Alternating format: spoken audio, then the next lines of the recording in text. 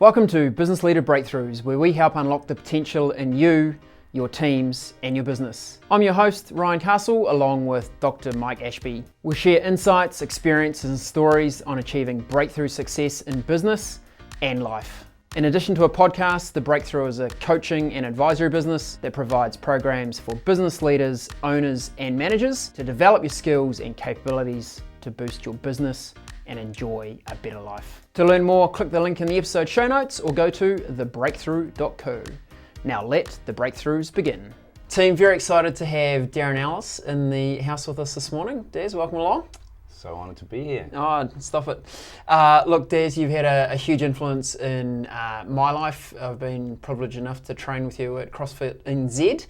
I haven't quite got my 5-year plaque on the wall, but I'm getting close. Be close. I am close. I think I've about another 3 or 4 months. I think I get the 5-year plaque. Oh, that's pretty impressive, all right. But having played sport, been involved in fitness my whole life, it's been amazing for me to find the family at CrossFit NZ and really want to share some of your insights around health and fitness and well-being, and certainly running a business as well with our listeners. So tell us what came first, Des. If we talk about CrossFit, was it the fitness for yourself that came first, or was it the idea around how do I build a business that can be in this industry? A reasonably organic thing. I was in the industry already, and I was running a boot camp, outdoor boot camp at the time. They were all the rage. Sure. And so, always wanted to follow a trend. Seemed like a great way to get outside of the traditional industry, which I was already just instinctive. I'm not going to say I had any amazing, insight, but I could already sense it wasn't for me. And so boot camp was a great way to, do my own thing, do it my own way. But to that end, always researching other ways, better ways, and stumbled across CrossFit. How long ago was this? 2007 or so. Once I did my first proper CrossFit workout, it was give or take 3 months before I rebranded, became a CrossFit affiliate, and set up the first CrossFit affiliate in the country. And I think as Kiwis, we often do I could just kind of do my own thing. I could probably wing it. I can probably grab some stuff on the internet and figure it out. What was the appeal of becoming an affiliate? It's an interesting one, and I've been asked it a lot because CrossFit, many people don't realise CrossFit is not a franchise. It's not a corporate, it's not corporately owned, all the locations, there's 15,000 affiliates worldwide of various sizes, and we simply license the brand name. The way I answer these questions is really it's a very, very small fee to be part of a community. Just like the gyms themselves become, access to a community, which is a big draw card and a big thing that keeps people in that. So it just seemed like they really had some amazing ideas around fitness. They were very contrarian. I like that. They went against the grain, and I already, as I said, was feeling like the way fitness was being done wasn't for the right reasons. And so it just seemed like a group that I wanted to align myself with. Was a career in fitness always going to be your thing? Well, it's funny, you look back and you could say maybe yes. I've told people in the past that I was basically a high school dropout who got first place in physical education. So, received the award on stage, but wasn't able to progress to university as a result of crapping out on everything else. So maybe the writing was on the wall. I didn't see it at the time. And close to a decade of sort of mucking around overseas and doing all the various jobs. Getting life experience, I think they call that. That's exactly it. Tour guide, bouncer, farmer, dive master, security guard. Must have been some construction in there, surely. There was construction labour, that's right. I can lay a mean hardwood floor if you ever want to redo your kitchen. Nice. And so that all brought me around. So eventually, though, it was a sort of quarter-life crisis, bang on 25. And what am I going to do now? I was living in Canada at the time, and I thought I need to become an adult and get a degree like everyone else seems to have done. And it's the only thing that I could possibly contemplate was exercise science. Right. So tell us, what was the degree you did? How long did that take? It was the University of Auckland, 3-year degree, which immediately rolled into a master's because of that terrifying realisation that there was no back page section in the Herald for exercise scientists wanted. An awful lot of lawyers and accountants and IT, no exercise scientists, funnily enough. There was just no work to be had. So drew it out a little longer with the Masters, but again, fantastic experience. Got to travel, got to present to international audiences, got to be involved in incredible research. But yeah, I certainly learnt through there that I needed to figure it out for myself. I needed to make my own career, and that's where it started. Yeah, right. The master's thesis was being written while I was expanding the business. Hence why I got about a year's worth of extensions. For many of us, they think go to university, it's kind of like you have to go to get the bit of paper, but in reality, when you actually hit a job, a lot of what you've learnt at university is not necessarily that applicable. Yeah. How applicable has it been for you? Because there's plenty of people operating in the health industry that obviously don't have the level of qualification you have. Yeah, it's a really interesting question, because first instinct, and I've said a lot of time, is that it wasn't very applicable. U of A degree, while fantastic, was very theoretical. So for someone who's looking to get into academia and research, amazing. But for someone who wanted to get into the trenches and do the work of coaching, not as much. It taught me to read and interpret research, and there's a lot of bad research out there when it comes to health and fitness. So understanding that a little bit better and being able to see through the chaff a little bit to, you know, as I was continuing to learn, just being able to weigh that stuff up, because you know, we're a very fad-driven industry, and there's always something new coming out. So it helps to be able to see through that. Cool. Yeah. One of our breakthrough principles that we talk to all of our members about is the importance of health, family and work, and particularly in that order. So when we think about health, we think of both the physical and the mental wealth aspect of that. But if I was to ask you, what does health mean to you? What would you say? I think, I'm gonna, you know, it's a little bit maybe cliche, but people talk a lot about the life-work balance thing, and I forget who it was, and I wish I could give this person credit, but they talked more about synergy. In fact, I think it might have been the Amazon guy or someone, one of those. Jeff Bezos or something? Yeah, I think it might have been Bezos, but synergy rather than balance, and it was really understanding that those parts of your life complemented each other versus trying to sort of partition them. Yes. I've been very guilty of not partitioning well. Still am, working on it. But certainly setting up the business was, you know, a lot of living in the gym, periods of that. Yes.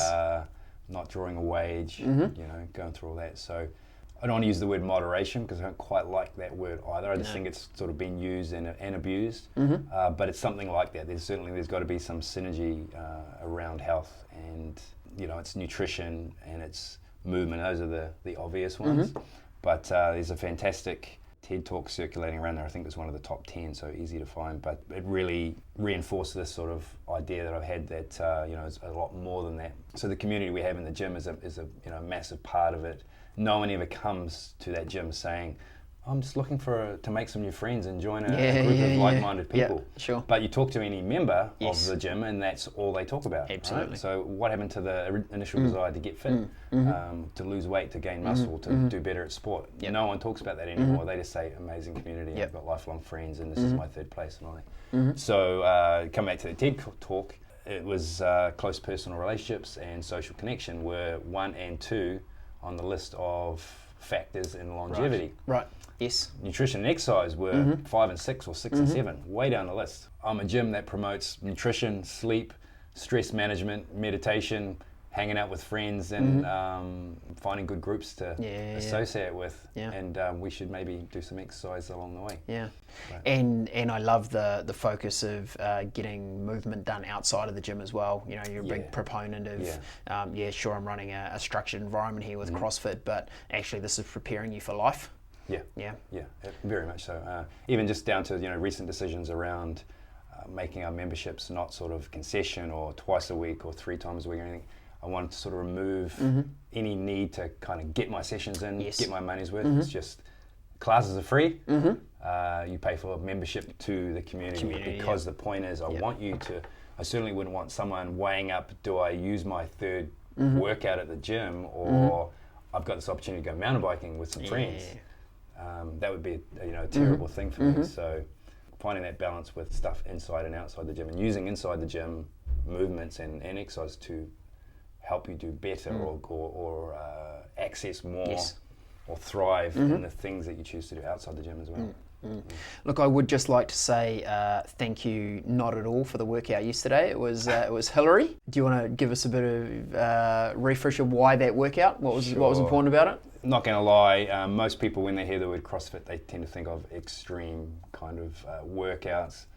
It really is or should be a very, very small part. Training's supposed to complement your life, but every once in a while, you need to be tested, and that's both physically and mentally. So the way that we like to do it at CrossFit NZ and at our sister gym Reebok CrossFit 09 is either in a sort of a cheesy sense, we'll recognise an action hero, workouts that are themed after Die Hard or a Schwarzenegger movie, or always a bit of fun, and also New Zealand, real genuine New Zealand heroes. So Hillary being the one that you got to experience yesterday. And for our international audience, Hillary, Sir Edmund Hillary was the first man to scale Mount Everest. Yep. And so we had a very, shall we say, climbing-based workout for you guys yesterday. Yeah, it was quality. There was I think this might actually be the first time we've ever done this. I actually went home and I had to sleep on the couch when I got home. Okay, I thought you were going to say you cried. Well, I did that as well. I did that as well. Yeah, that's nothing unusual. But it was a goodie, and something I find absolute phenomenal. I've been at CrossFit NZ for 5 years. I've never done the same workout once. How do you go about keeping it so fresh and creating? So it must be a mammoth task to continually come up with new workouts and new combinations. Yes, of course, there's movements that get repeated and there's combinations that get repeated, but an entire workout, I'm convinced I've never done the same one twice. Except for testing days, right? You must have. Yeah, but even then, like normally the warm up will be something different to what we've done in a previous class, or the focus will be different. So there is always that variety. How do you, this many years deep into it, how do you keep the passion to continually come up with those variations in workout and do those things? That is a good question, and I was almost going to answer I'm not really sure, because I guess I hadn't thought about it that way.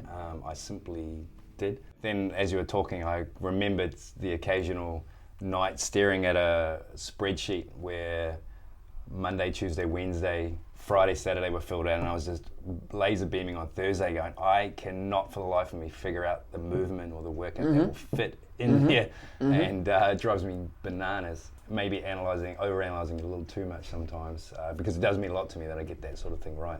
Balance is important. We have people training different frequencies, different abilities, so I'm ensuring that they all get to the kind of stimulus is hard. But coming on a couple of decades of practice certainly helps. Not being afraid to say that one wasn't right and either scrap it or tweak it for the next time around and change it. Yeah. But it's a core tenet of CrossFit is constantly varied. So getting enough variance to keep it interesting, but enough repetition so we can practice and improve as well. It is simply just practice, I guess, is the sort of the boring answer.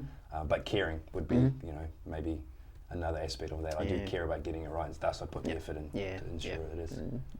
Surely appreciate it.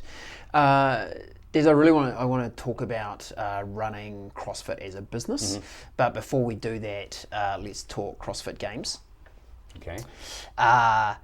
I think for many people that haven't participated in CrossFit, they may have been exposed to CrossFit Games through media. It's become quite a global phenomenon now, and it has its own rich vein of superstars and those kind of things that are involved.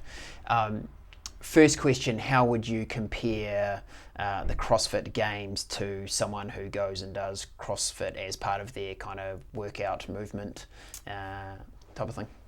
That's pretty similar to the spin bike in your lounge and the Tour de France.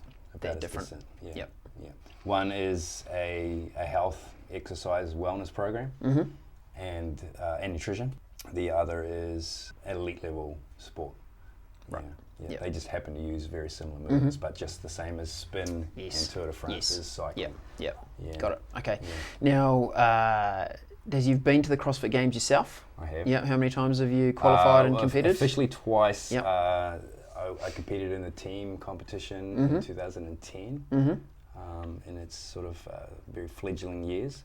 and recently in 2015 as a masters athlete. And when you reflect on your experience of the games, both the qualification, the preparation, and then the event itself, what stands out most for you in your memory?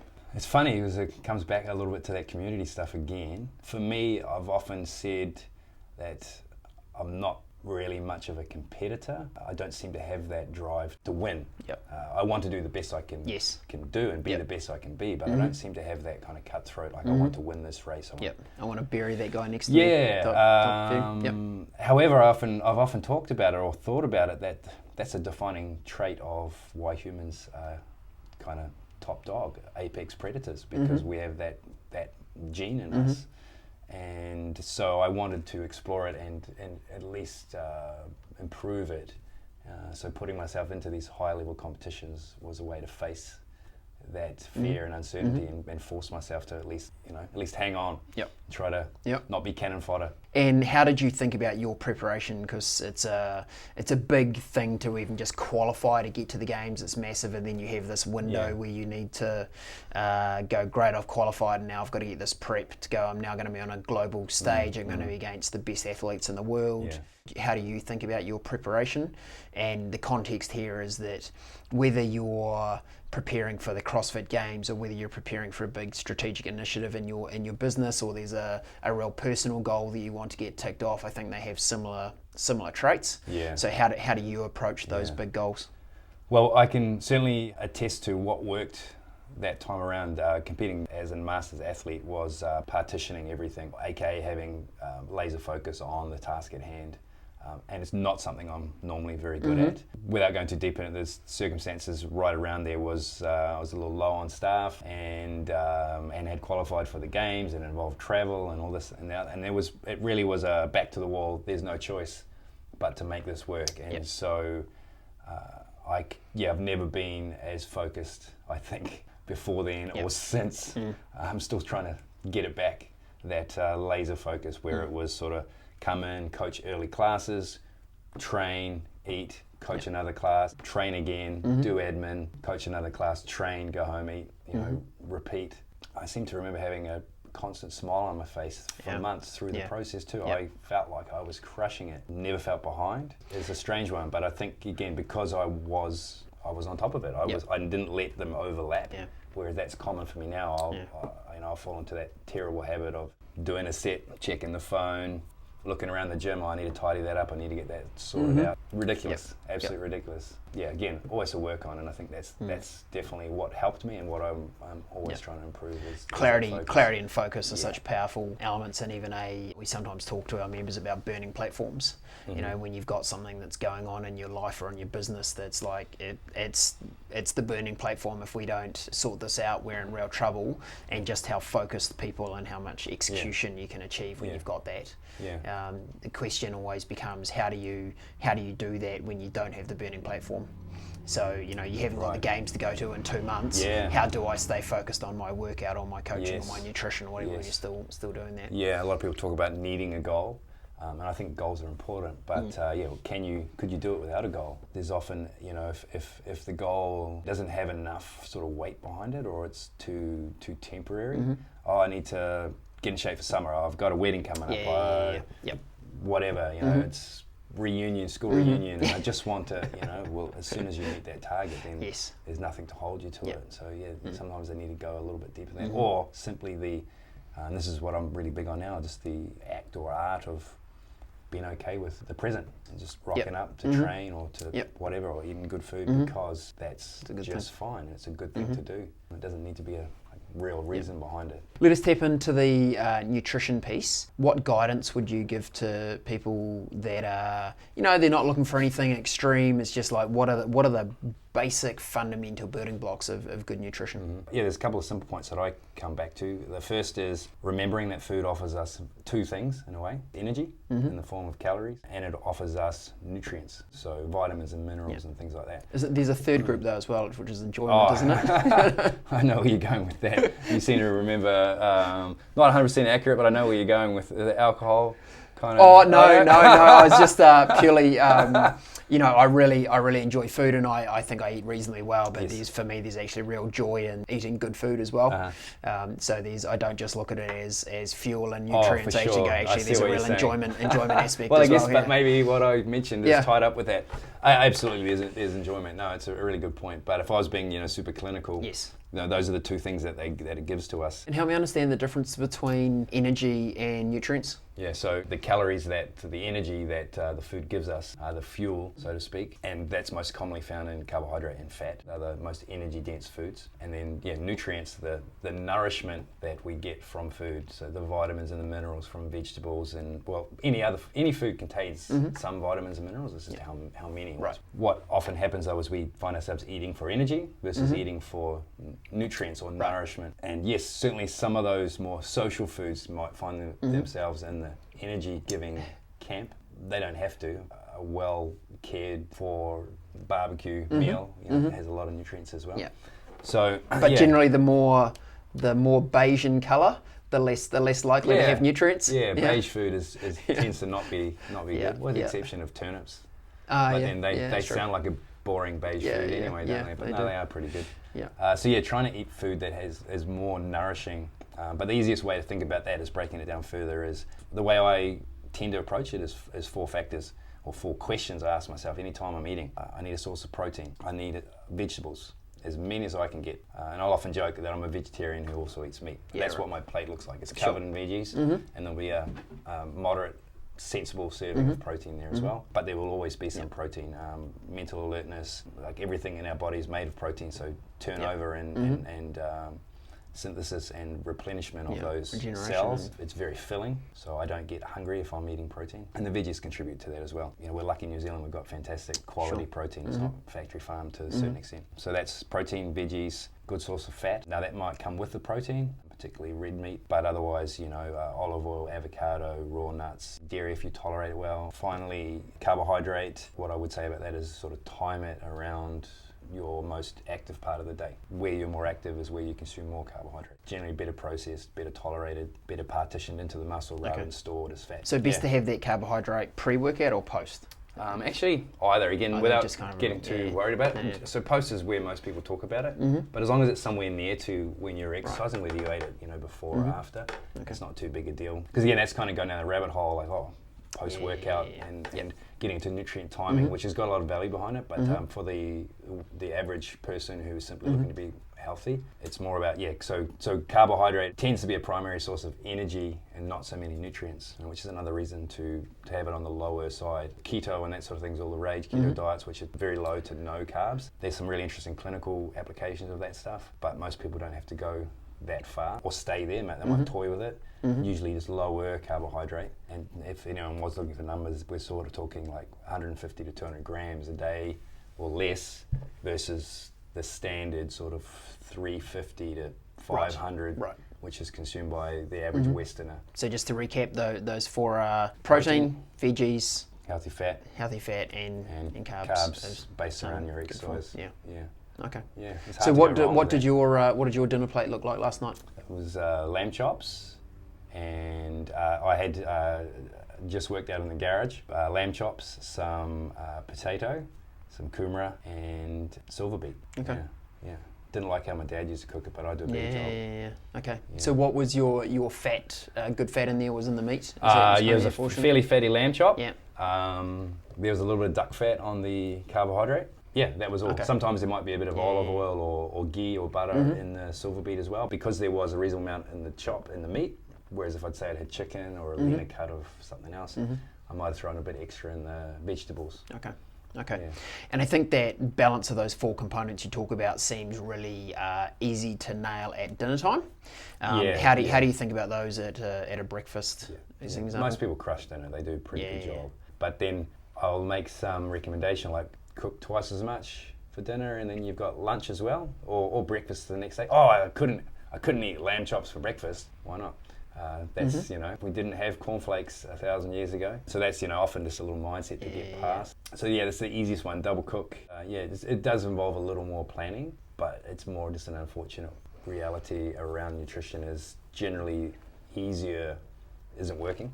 Yes, yeah, convenience So, food tend to be on the So, poorer side of the yeah. nutrition and energy kind of zone. So there needs to be a little bit of extra output on the individual to make it work. Yes. But I use tricks or hacks to try to help myself around time. So you double cooking, batch cooking on a Sunday, making home, get the slow cooker cranking, and that's so easy. I buy the cheapest cut of meat, like a bowlar roast or something for $8 a kilo. Just throw that thing into the slow cooker, bit of salt and pepper, lid on. 12 hours later, you got pulled beef. That easy.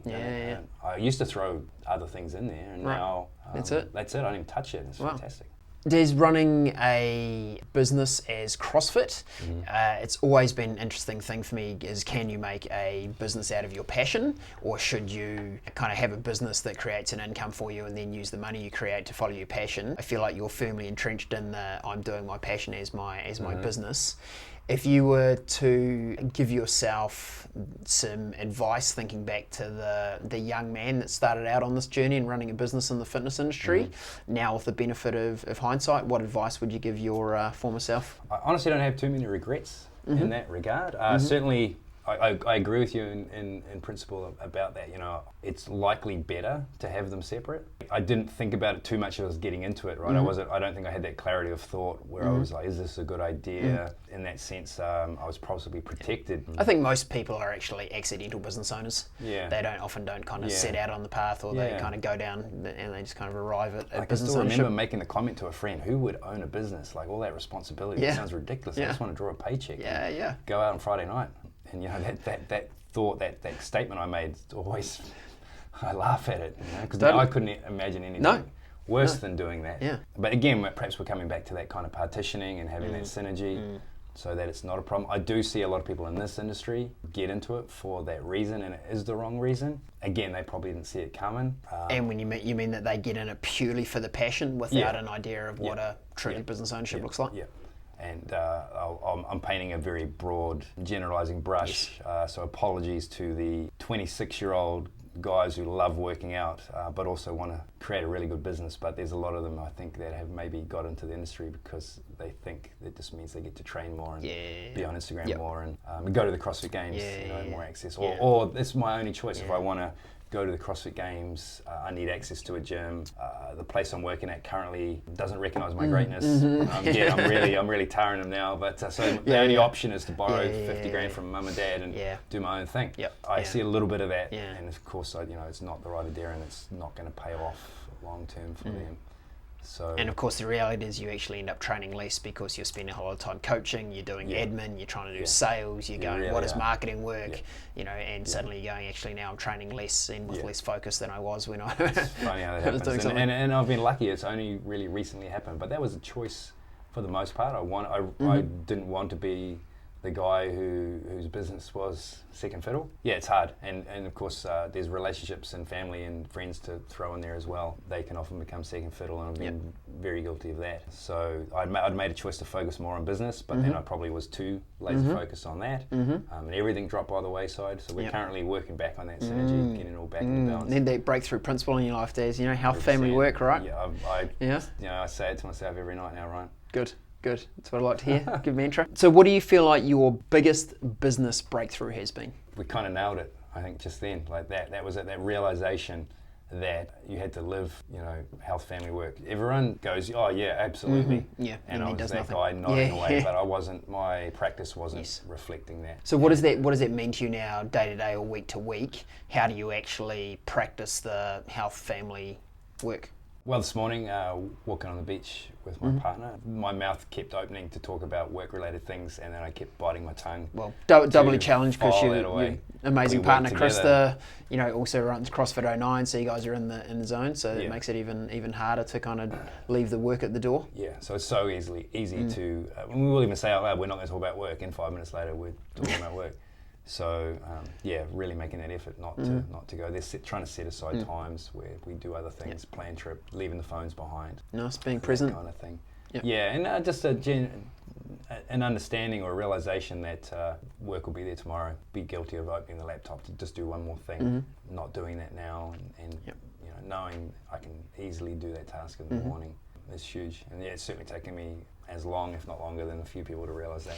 I don't think you're alone in that one, Des. There's plenty of people, even many of our members that we talk to about this stuff almost all day, every day. It's a slow journey, and I think it's never a once and done thing, right? You kind of get awareness of it, and then you stay conscious, and then you kind of fall off the wagon a little bit, and you have to bring it back and refocus. Yeah, I mean, being an entrepreneur, it becomes very much a part of your identity, and so, you know, you wouldn't, put an extreme in it, you wouldn't decide not to breathe for a while because it's a pain, or not to eat because it's a pain. Likewise, it's hard not to think about something related to the business or a new business idea. I probably own about a dozen different domain names for just things that popped in my head. Oh, that might be good. Oh, you too? 10 years. Oh, me too. Yeah, I've got that one. Yeah, keeping a handle on it though, I suppose, is the key.